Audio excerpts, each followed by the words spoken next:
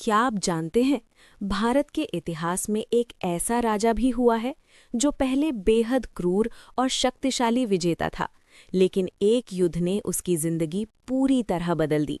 और वही राजा बाद में शांति और दया का सबसे बड़ा प्रतीक बन गया। उस महान राजा का नाम था सम्राट अशोक।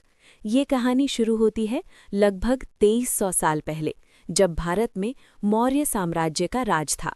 सम्राट चंद्रगुप्त मौर्य के बाद उनके बेटे राजा बिंदुसार सिंहासन पर बैठे। बिंदुसार के कई बेटे थे, लेकिन उनमें सबसे अलग था एक राजकुमार अशोक।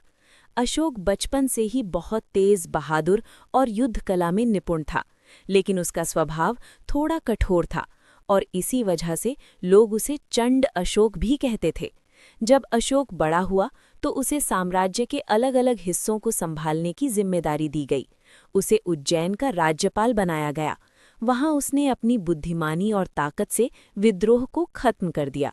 धीरे धीरे अशोक की ताकत और प्रभाव बढ़ता गया। फिर एक दिन राजा बिंदुसार की मृत्यु हो गई। सिंहासन के लिए राजकुमारों में संघर्ष शुरू हो गया और कई वर्षों की लड़ाई के बाद अशोक मौर्य साम्राज्य का सम्राट बन गया। सम्राट बनने के बाद अशोक ने ठान लिया कि वो पूरे भारत को अपने साम्राज्य में शामिल करेगा। लेकिन उस समय एक राज्य ऐसा था जो मौर्य साम्राज्य के अधीन नहीं था। वो था कलिंग। अशोक ने कलिंग पर हमला करने का फैसला किया और शुरू हुआ इतिहास का सबसे भयानक युद्ध, कलिंग युद्ध।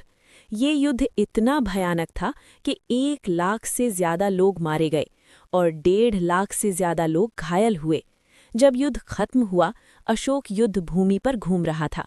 चारों तरफ लाशें पड़ी थीं, घायल लोग दर्द से चिल्ला रहे थे, बच्चे अपने माता पिता को ढूंढ रहे थे।